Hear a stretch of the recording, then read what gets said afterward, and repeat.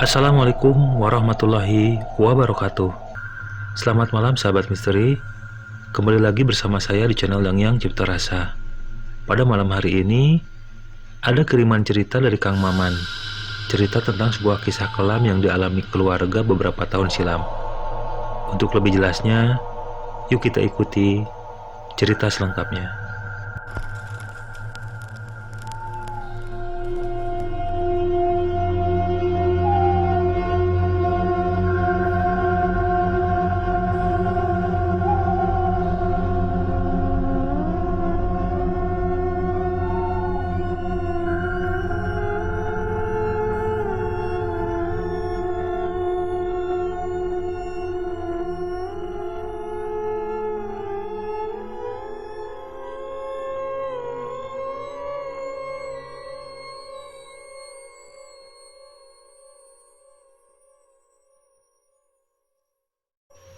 Namaku Maman.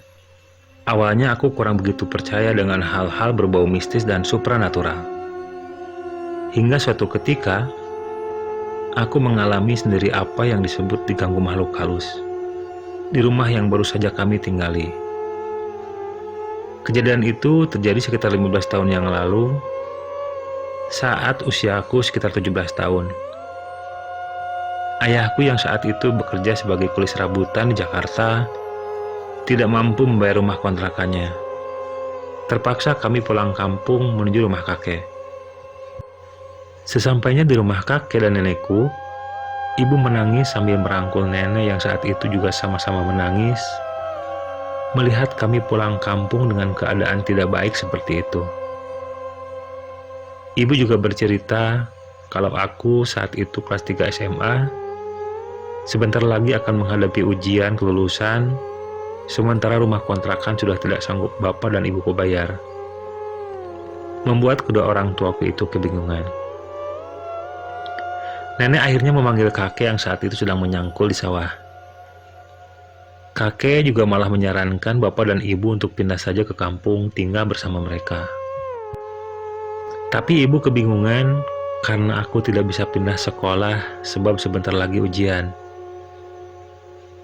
Di saat kami kebingungan, di depan rumah nenek terlihat ada sebuah mobil bagus masuk ke dalam pekarangan rumah. Ternyata itu mobil pamanku yang baru saja datang dari Jakarta. Setelah bersalaman dan sedikit ngobrol-ngobrol tentang masalah yang ayah dan ibu hadapi, pamanku, sebut saja namanya Dharma, berkata kepada kedua orang tuaku, "Kang, Akang gak usah bingung-bingung. Saya ada rumah kosong tidak ditempati di Jakarta. Akang tinggal saja di sana, biar si Maman juga bisa melanjutkan sekolahnya," ujar Mang Dharma saat itu. Ibuku senang sekali mendengar perkataan Mang Dharma, adik iparnya. Akhirnya, kami sekeluarga bisa kembali lagi ke Jakarta, dan aku pun tidak perlu susah-susah pindah sekolah. 2 hari kemudian, kami sekeluarga pamit kepada nenek dan kakek untuk ikut kembali ke Jakarta, sekalian bareng paman dan bibiku. Singkat cerita, kami pun sampai ke rumah pamanku yang akan kami tempati. Setelah memberikan kunci yang diantar salah satu pegawainya, Mang Dharma bilang, "Semoga betah ya di sini. Anggap saja rumah sendiri. Saya juga sekalian pamit, Kang. Ada kepentingan lain." Mang Dharma kemudian masuk ke mobil dan berlalu meninggalkan kami. Rumah itu cukup besar untuk kami.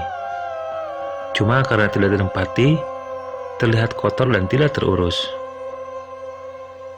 Kami pun mencoba masuk ke dalam rumah, dan ternyata di dalamnya sudah ada perabotan komplit yang ditutupi kain putih dan plastik-plastik besar. Aku bersama bapak dan ibuku kemudian membersihkan rumah tersebut. Kami berbagi tugas, ibu membersihkan dapur, bapak membersihkan kamar-kamar, dan aku membersihkan ruang depan. Sampai sore kami bersih-bersih, dan rumah itu pun terasa nyaman untuk ditinggali setelah kami bersihkan. Selepas sholat maghrib, Bapak mengajak ibu dan aku mengaji di ruang tengah. Tapi saat kami sedang mengaji, terdengar suara barang-barang berjatuhan di ruangan dapur. Seketika kami pun semua berhenti mengaji karena kaget dengan apa yang kami dengar. Bapak berdiri dan berjalan menuju ruang dapur. Dan setelah beberapa saat, Bapak kembali ke ruang tengah dan beliau bilang tidak ada benda yang jatuh atau bergeser di ruangan dapur. Semua berada di tempatnya. Kami pun melanjutkan kembali mengaji, tapi tiba-tiba dari atap rumah terdengar suara auman keras seperti hewan yang kesakitan. Kami semua terdiam mendengar suara-suara aneh itu. Sepertinya ada yang tidak beres dengan rumah ini, Bu. Setiap kali kita mengaji, ada saja suara-suara aneh yang terdengar di rumah ini. Sepertinya ada yang terganggu kalau kita membaca Al-Quran, ujar bapakku sambil terus mengamati keadaan di dalam rumah. Ibuku menganggukkan kepalanya pelan-pelan. Besok kita undang orang pintar, Bu, biar mengusir makhluk halus di rumah ini.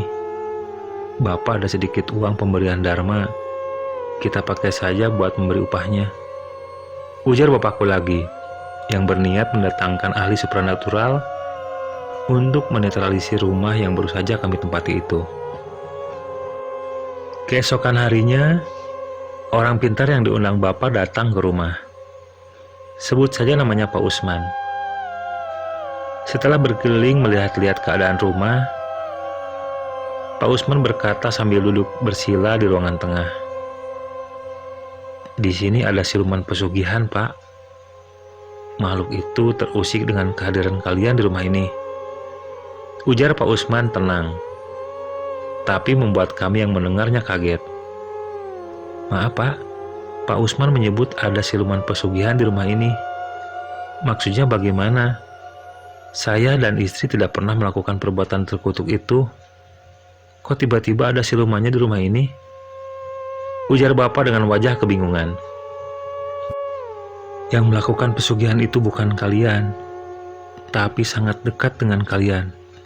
Ibaratnya jika Bapak rahi orang itu tergenggam, dan jika dilempar batu orang itu terlewati. Ujar Pak Usman kemudian tersenyum. Pak Usman juga menambahkan, nyegik adalah suatu ritual pemujaan terhadap siluman untuk mendapatkan kekayaan dengan cara instan. Rumah ini sudah tercampuri uang haram dari pesugihan. Bapak dan Ibu, saya sarankan untuk lebih giat lagi beribadah. Hanya Allah yang bisa menolong kita semua, Bu. Saya pamit ya. Saya lelah sekali setelah menangani permasalahan Bapak dan Ibu di rumah ini. Ujar Pak Usman kemudian melangkah menuju keluar rumah dibarengi oleh bapakku. Aku saat itu tidak mengerti sama sekali dengan semua yang dikatakan Pak Usman. Ibu juga saat itu tidak berkata apa-apa, dan Bapak juga hanya terdiam seperti sedang mengartikan apa yang dikatakan Pak Usman tadi. Seminggu berlalu, memang ada perubahan setelah rumah dinetralisir Pak Usman.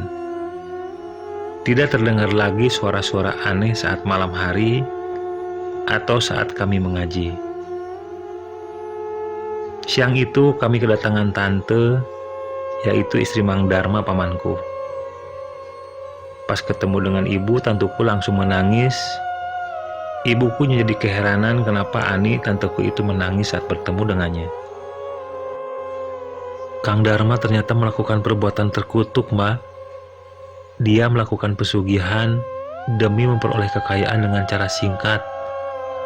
Dia telah menikah dengan siluman ular. Selama ini bertahun-tahun aku dibohongi olehnya. Dia telah menafkahiku dengan uang haram hasil bersekutu dengan setan. Ujarnya sambil terus menangis. Ibu dan bapakku terlihat kaget dengan perkataan tanteku itu. Dia tidak menyangka kalau Mang Dharma, adik yang selama ini mereka banggakan, ternyata berbuat seperti itu. Ibuku kemudian menenangkan Tante Ani dan memberi dia minum. Setelah sedikit tenang, Ibu meminta Tante Ani menceritakan apa yang sebenarnya telah dilakukan Dharma adiknya selama ini. Tante Ani kemudian menceritakan awal kecurigaan dia kepada Mang Dharma, sampai akhirnya terbongkar kalau suaminya itu melakukan pesugihan. Dari awal hendak menikah, sebenarnya saya sudah curiga dengan Kang Dharma. Dulu saya tahunya Kang Dharma hanya buruh kuli bangunan di Jakarta. Lama tidak pulang, saat ketika dia pulang mendadak terlihat menjadi banyak uang dan berani melamarku, Mbak. Mbak kan tahu sendiri, kalau keluargaku dari dulu kurang setuju kalau Kang Dharma dekat dengan aku. Perlu diketahui, tanteku itu memang masih tetangga di kampung ibuku dan pamanku. Jadi tahu betul siapa Mang Dharma dulunya. Tapi karena saat itu Kang Dharma bisa menunjukkan kalau dia banyak uang, akhirnya Bapak mengizinkan Kang Dharma menikahiku. Awal pernikahan, Kang Dharma mengajakku ke Jakarta ke rumah barunya, Mbak. Tapi ada yang aneh di rumah itu. Ada salah satu kamar yang selalu Kang Dharma kunci. Jangankan pembantu saya selaku istrinya pun dilarang masuk ke kamar itu. Akhir-akhir ini, saya sering melihat ada perempuan cantik yang sering muncul di cermin seperti marah kepada saya, Mbak. Perempuan itu memakai gaun pengantin, komplit dengan kembang goyangnya. Suatu malam, saat Kang Dharma tidak di rumah, perempuan itu menampakkan diri di ruang tengah saat saya mau masuk ke kamar sehabis dari dapur. Perempuan itu berkata, "Setelah bayimu, kamu selanjutnya yang akan menjadi tumbalku." Ujar perempuan itu sambil tertawa dan berjalan masuk ke kamar yang selalu Kang Dharma kunci. Aku saat itu ketakutan, Mbak, dan langsung masuk kamar. Di dalam kamar, teringat saat bayi saya yang masih dalam kandungan. Waktu itu usia 8 bulan, tiba-tiba hilang. Ternyata makhluk itu yang mengambilnya. Ujar Tante Ani sambil berderai air mata. Kemudian dia melanjutkan ceritanya. Keesokan harinya, saat Kang Dharma pergi, saya memaksa masuk kamar yang selalu Kang Dharma kunci dengan merusak lubang kuncinya. Saat pintu terbuka, bau dupa dan kemenyan begitu semerbak.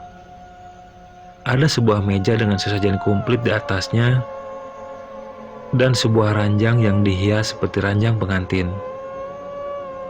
Menambah keyakinan saya kalau Kang Dharma telah melakukan ritual pesugihan dengan menikahi siluman yang berwujud perempuan cantik yang malam sebelumnya mendatangi saya, kemudian mengancam akan membunuh untuk dijadikan tumbal.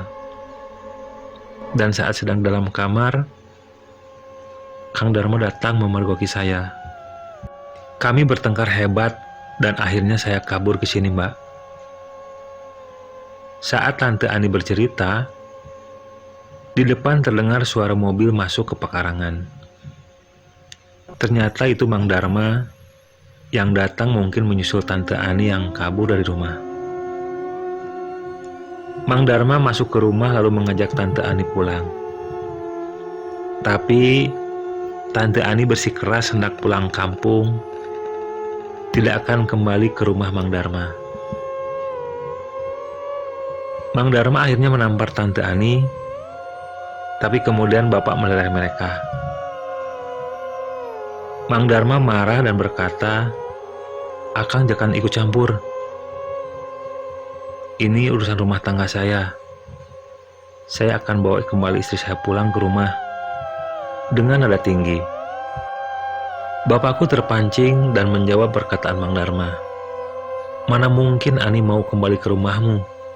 Sementara siluman yang jadi sesembahanmu akan menjadikan dia tumbal. Insaflah Dharma, berhentilah menjadi pengabdi setan untuk mengharap kekayaan. Bertobatlah kepada Allah Subhanahu wa Ta'ala. Jangan biarkan ada tumbal-tumbal lainnya. Cukup jabang bayimu saja." Mang Dharma terdiam mendengar perkataan ayahku, matanya melotot kemudian berkata lagi, Jangan sok suci, Kang. Selama ini, aku sering transfer Akang uang. Itu uang hasil dari mengabdi setan yang Akang bilang. Dan rumah ini, rumah yang Akang tempati adalah rumah dari hasil pesugihan. Jadi Akang jangan jadi orang yang sok suci. Dan mulai sekarang, Akang menjadi musuh saya. Dan mungkin Akang akan menjadikan tumbal selanjutnya. Ujar Mang Darma kemudian pergi meninggalkan kami dan istrinya. Bapak dan ibuku kaget melihat Mang Darma semarah itu. Karena yang Bapak tahu, Mang Darma adalah orang baik, tidak pernah berkata keras atau kasar terhadap kakak-kakaknya. Tapi kali ini marah sampai mengancam akan menumbalkan dirinya. Memang dibanding dengan kakak-kakaknya, Mang Darma adalah anak kakekku yang sekolahnya hanya tamatan SMP, tidak seperti 3 anak lain yang sampai SMA. Karena menurut cerita Bapak, saat Mang Darma hendak masuk SMA, perekonomian kakek waktu itu morat-marit, dan Mang Darma pun sekolahnya hanya sampai SMP. Karena sakit hati tidak dilanjutkan sekolah, dia pun merantau pergi dari rumah. Bertahun-tahun Mang Darma tidak pulang. 9 tahun kemudian Mang Darma pulang dengan keadaan sudah banyak uang seperti sekarang. Keluarga sendiri tidak ada yang berani bertanya dari mana asal-muasal harta yang didapatkan Mang Darma. Mereka tahunya Mang Darma pergi ke luar negeri menjadi TKI. Dan saat pulang, Mang Darma meminta kakek untuk melamarkan Ani menjadi istrinya. Sementara, Tante Ani adalah anak salah satu tuan tanah di kampung kakekku, yang dulu waktu SMP sempat dekat dengan Mang Darma. Tapi Mang Darma seringkali dimarahi orang tua Ani, karena menurut mereka, derajat Mang Darma dan Ani berbeda jauh. Dan setelah terlihat banyak uang, orang tua Tante Ani merestui hubungan mereka. Selama beberapa tahun menikah, akhirnya semua terbongkar. Ternyata pamanku mendapatkan harta yang melimpah selama itu, hasil dari pesugihan. Setelah Mang Darma pergi dari rumah, 2 hari kemudian Bapak mendapat kabar kalau Mang Darma meninggal di rumahnya. Bapak pun kaget melayat ke rumah Mang Darma bersama ibu. Namun, ketika Bapak membuka kain penutup jenazah Mang Darma, Bapak kaget karena di sisi leher sebelah kiri ada 2 luka seperti bekas gigitan namun kecil, hampir samar-samar. Bapak bertanya kepada pembantu di rumah Mang Darma yang pertama kali mengetahui Mang Darma meninggal. Pembantunya menjawab, sebelum meninggal, terdengar suara jeritan di rumah Mang Darma pas tengah malam. Dia yang tidur di kamar paling belakang mengira itu hanya suara dari TV. Terus dia tidur lagi dan keesokan harinya, Mang Darma ditemukan telah meninggal di kamar yang selalu dia kunci. Bapakku mengambil kesimpulan kalau Mang Darma meninggal karena menjadi tumbal pesugihannya sendiri. Karena Tante Ani yang rencananya mau menjadi tumbal, keburu pulang ke kampung ke rumah bapaknya.